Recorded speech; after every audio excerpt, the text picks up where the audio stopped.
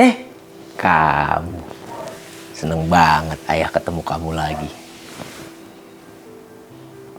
Kenapa mukanya bete gitu?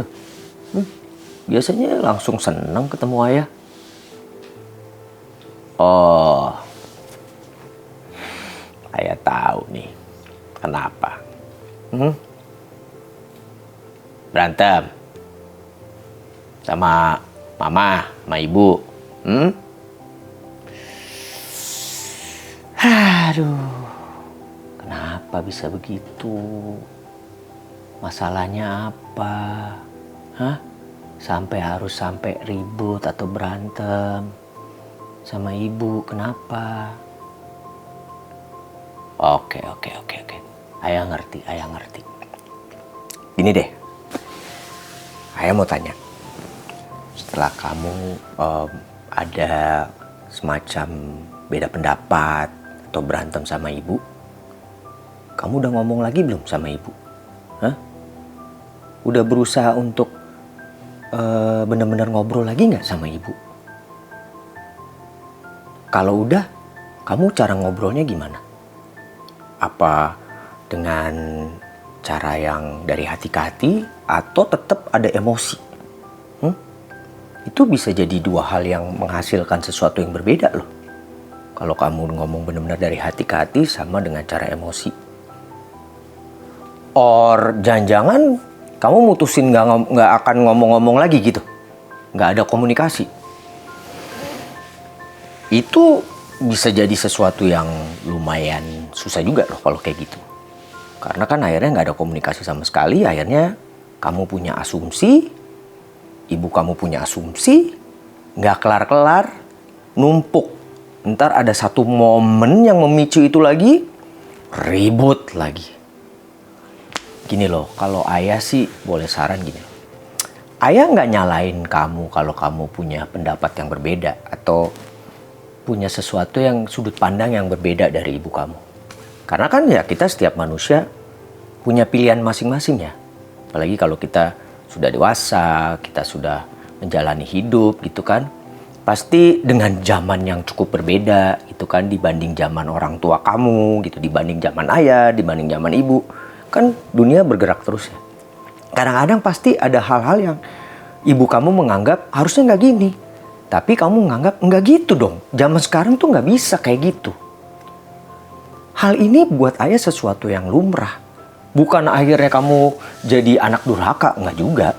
Bukan juga berarti ibu kamu jadi ibu yang sok tahu atau ibu yang nggak ngerti anaknya. Bukan begitu juga. Ini cuman it's a matter masalah beda pendapat yang harus dikomunikasiin. Cara komunikasinya tentu ya kalau menurut ayah harus dari hati ke hati. Sebagai kita nih, misalnya ayah nih sama ibu ayah. Tentu kan ibu kan yang ngerawat kita dan segala macam. Kita paling nggak mencoba merespon mereka dengan hormat aja, dengan sopan gitu. Bukan yang tidak langsung dengan emosi. Supaya apa? Akhirnya ibu kamu juga nggak muncul dengan emosi. Emosi sama emosi ketemu nggak jalan, nggak works, nggak bakalan. Akhirnya ibu kamu akan merasa kamu anak kurang ajar. Terus kamu akan merasa ibu sih nggak ngerti gitu, nggak ketemu tuh kayak begitu. Atau jangan-jangan nih kamunya juga begini lagi karena saking emosinya terus kamu bilang, pokoknya aku nggak akan ngomong lagi sama ibu sebelum ibu minta maaf. Wow. Kamu yakin mau sampai kayak gitu? Hah? Apa masih ada waktunya? Sampai akhirnya terus benar-benar minta maaf. Kita nggak pernah tahu kita punya waktu sampai kapan. Waktu kamu kapan, waktunya ibu kamu kapan. Ayah kan selalu bilang semua masalah harus diselesaikan segera. Karena itu tadi ayah bilang, kita nggak pernah tahu kita nyampe nggak ke besok. Kita nyampe nggak ke 1 jam lagi? Kalau itu nggak nyampe gimana? Berarti akhirnya semua masalah habis begitu aja tidak terselesaikan. Jadi yang paling penting buat ayah adalah buang itu gengsi. Ya. Gengsi itu akan mengganjal, membebani kamu sampai kapanpun. Kalau istilah zaman makan tuh gengsi. Emang kenyang makan gengsi? Kamu kenyang makan gengsi? Gengsi itu tuh kayak semacam apa ya? Luka ya, yang kalau didiemin makin gede, makin gede, makin gede, makin gede. Sampai akhirnya nggak bisa sembuh. Ya. Jadi pada saat ini menurut aku buang gengsi kamu. Yang penting adalah bagaimana apa yang ganjilan di kamu itu bisa kamu sampaikan. Dan akhirnya mungkin di ganjalan ibu kamu juga bisa tersampaikan. Tidak ada gengsi. Yang akhirnya bisa cari solusi. Yang akhirnya bisa saling menghargai. Saling respect each other. Apalagi terhadap orang tua. Orang tua itu bukan yang berarti dia harus didewa-dewakan. Ya. Ayah juga punya salah. Ibu juga punya salah. Tapi bagaimanapun, sebagai orang tua atau ibu yang melahirkan kamu, paling tidak ada rasa hormat di kamu. Dengan cara yang sopan dan baik. Sehingga dia juga merasakan bahwa, oh ya, dan membuat dia terbuka hatinya. Menurut ayah, ini juga bisa jadi salah satu kamu sebelum memulai bicara sama ibu kamu. Apa itu? Kamu berdoa. Jadi sebelum, kan kita gitu ya, kalau kita punya niat baik atau niat sesuatu, kita selalu mulai dengan doa kan. Sama juga dengan ini. Kamu berdoa pada Tuhan, biar dikasih petunjuk, atau bukan petunjuk ya, kalau menurut ayah tuh, jadi benar-benar apa yang terucap dari kamu nanti, itu memang apa yang sesuai dengan harapan kamu, supaya kamu juga bisa lebih sabar, bisa lebih menurunkan gengsi kamu. Jadi benar-benar minta berdoa kepada Tuhan supaya diberikan segala sesuatu pada saat nanti kamu ngobrol sama ibu kamu sesuai dengan jalannya Tuhan. Ya, bukan sesuai dengan jalannya kamu ya. Sesuai dengan jalannya Tuhan. Dan ayah selalu yakin jalannya Tuhan itu selalu baik. Nah, jadi pertama itu penting banget. Memulai dengan berdoa dulu. Baru nanti kamu berdoa biar kamu juga lebih tenang. Ya kan, kalau kita berdoa kan kita akan merasakan perasaan yang lebih tenang. Karena kita benar-benar bicara sama Tuhan gitu kan. Mohon petunjuk, mohon dikasih arahan dan segala macam. Akhirnya kamu bisa memulainya tuh dengan lebih gimana ya, lebih humble. Lebih enak nanti bicara sama ibu kamu. Itu penting banget. Berdoa dulu sebelum kamu bicara sama ibu kamu. Dan bukan hanya itu buat ayah. Apapun yang kamu ingin mulai dalam hidup kamu, mau mulai kerja, mau mulai apapun itu, atau kamu punya niat apa, niat ini dan segala macam, atau punya masalah apapun, doa itu penting. Ya, itu nomor 1. Ayah sih nyaranin ya, kamu mulai buka lagi komunikasi ke ibu kamu dengan memulai dengan perkataan minta maaf. Langsung deh kamu bilang, minta maaf, emang salah aku kan cuma mau begini-begini. Ayah nggak bilang minta maaf karena kamu punya pandangan atau sudut pandang yang berbeda, enggak. Tapi bisa jadi penyampaian kamu waktu itu menyakiti hatinya. Ini yang ayah mau. Kamu minta maaf begini, Bu, maaf ya, aku mau ngomong. Mungkin pada kemarin itu ada perkataan aku yang menyakiti hati ibu. Tapi sebenarnya maksudnya nggak begitu, gitu.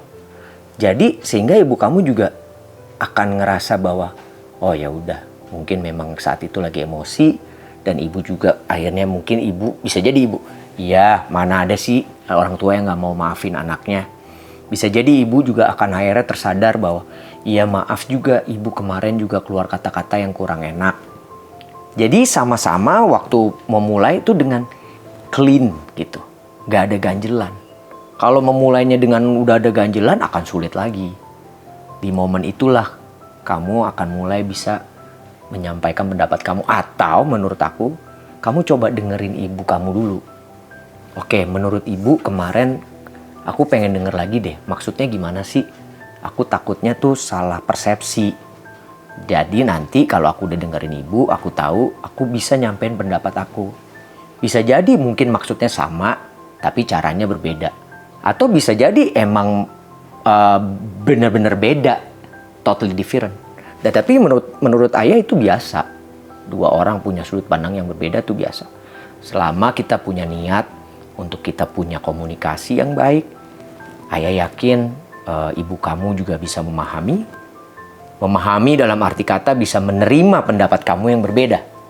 Dan akhirnya juga kamu bisa memahami kenapa pendapat ibu berbeda dengan kamu. Sehingga akhirnya sama-sama respect. Itu maksud ayah. Ya, ingat bagaimanapun dia ibu kamu, mungkin ada kata-kata kamu yang di awal menyakiti hatinya, yang akhirnya membuat dia emosi. Minta maaf untuk itu, bukan minta maaf untuk sudut pandang atau pandangan yang berbeda. Ayah nggak bilang kayak gitu. Misalnya kamu bingung nih, mau ngomong apa ya sama ibu gitu ya. Cara yang menurut ayah itu bisa dimulai adalah kamu tulis dulu. Kamu tulis gitu di notebook kamu atau mungkin kamu punya buku catatan atau kertas. Kamu tulis dulu apa sih yang kamu mau bicarain sama ibu kamu. Bukan hanya yang mau kamu bicarain, termasuk perasaan kamu. Perasaan kamu pada saat itu, perasaan kamu ke dia. Kamu tulis aja dulu untuk mengeluarkan unek-unek dulu, atau sehingga dari situ kamu tahu benar-benar apa sih yang sebenarnya jadi masalah dan yang benar-benar nanti kamu pengen bicarain. Jadi nggak ada ganjelan-ganjelan dulu gitu maksud ayah. Jadi ayah juga dulu suka gitu, kalau misalnya ayah tiba-tiba kenapa-napa sama orang tua ayah suka bingung tuh. Aduh, ngomongnya gimana ya? Gimana ya cara ngomong? Ya udah deh, ayah tulis aja dulu semua. Tadinya awalnya kadang-kadang nulisnya niatnya kepalanya cuma dikit, tapi begitu nulis tiba-tiba jadi 2 halaman panjang lebar. Terus ayah baru tahu gitu. Oh, ternyata maunya ayah kebanyakan ya, banyak banget maunya ya. Gitu. Kadang-kadang bisa gitu. Jadi kita nulis itu jadi sesuatu yang bisa ngeluarin banyak hal. Termasuk hal-hal yang mungkin selama ini kamu nggak terucap, tapi akhirnya kamu bisa tuliskan. Dan itu bisa jadi hal yang penting buat kamu, akhirnya kamu sadari betul. Oh, ini yang dulu gue denial mungkin. Atau yang dulu aku nggak mau tahu gitu. Ternyata tertulis. Akhirnya sadar deh. Akhirnya oh ini poin-poin penting yang pengen diomongin. Memulai dari mana. Akhirnya seperti apa. Kira-kira gitu sih. Oh ya nih, ada satu lagi nih. Ini menurut saya penting. Kadang-kadang kita kalau udah saking emosinya ya, terus jadi menghakimi kan. Menjudge gitu. Ini tolong kamu hindari seperti ini. Ini malah bikin nanti jadi runyam ya. Pada saat kamu ngomong kayak gini. Pada saat kamu mau ngomong ke ibu kamu. Ibu itu tuh selalu begini. Jadi itu namanya menghakimi. Kan pada saat kita dihakimi, kamu juga kalau merasa dihakimi akan langsung defensif kan. Dan akhirnya nyerang balik gitu. Nah itu yang terjadi. Apalagi ini kita bicara sama orang tua kita, sama ibu. Tapi kamu memulai dengan apa yang kamu rasakan.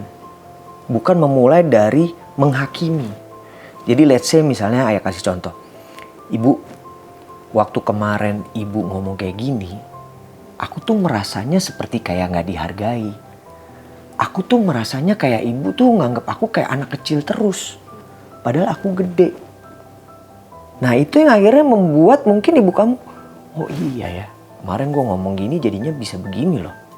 Bisa jadi akhirnya bikin dia juga akhirnya tersadar terakan sesuatu, tapi bukan yang akhirnya kita coba ibu sadar deh, coba ibu sadar. Ya dia nggak makin ofensif, makin defensif gitu kan. Kalau dia orang tua itu pasti akan selalu merasa terenyuh pada saat kita menuturkan apa yang kita rasakan, bukan kita menghakimi. Ya, itu saran dari ayah. Kamu memulai dari situ. Ayah 100% yakin pada saat kita bicara hati ke hati sama orang tua kita juga akan membuka hatinya lebar-lebar. Mereka akan lebih akhirnya, oh iya, mungkin nggak tahu. Problemnya kan kadang-kadang kita suka udah emosi duluan. Udah bilang, mama nih nggak ngerti apa-apa, gini. Aku kan udah tahu gini.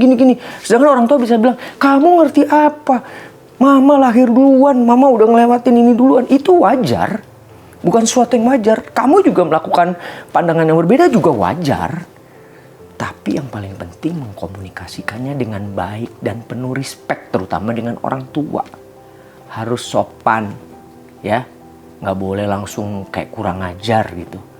Justru itu yang kurang baik, sehingga responnya juga akan jadi nggak enak. Nggak usah ngomong orang tua. Kamu sama teman kamu aja diskusi gitu, ngobrol. Tiba-tiba kamu ngeresponnya dengan nada tinggi, pasti dia juga munculnya dengan nada tinggi.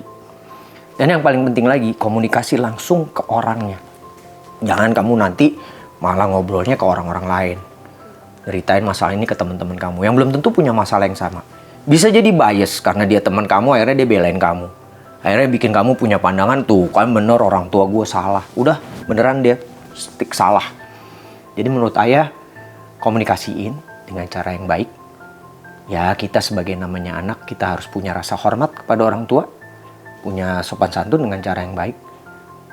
Trust me, itu akan berjalan dengan baik. Dan orang tua kamu, terlepas dia masih ada pikiran yang bahwa harus begini, tapi paling enggak dia terbuka hatinya untuk mendengarkan kamu. Dan kamu juga terbuka hatinya untuk mendengarkan orang tua kamu.